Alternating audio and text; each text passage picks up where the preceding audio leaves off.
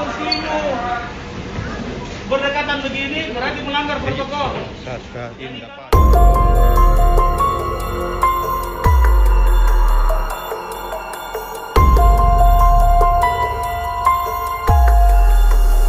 Saska Indah Pak. Atur jumlah orang. Saya tidak larang.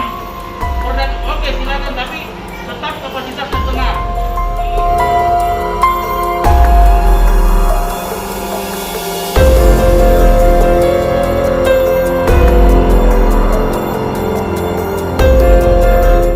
Kalau ini tidak ada jarak, berarti pelanggaran. Kalau tidak, mallnya saya tutup.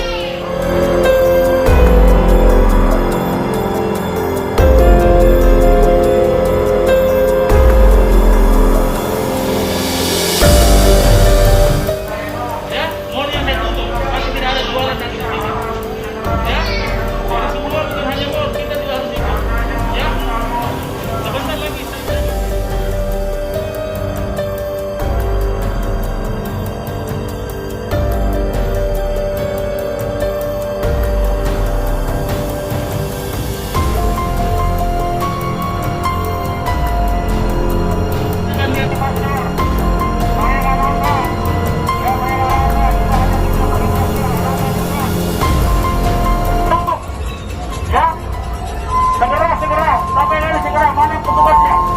Mana yang mana? Ya, penanggal. Ada lagi deh, kena pilih-pilih lagi, keluar nih, sudah. Oke.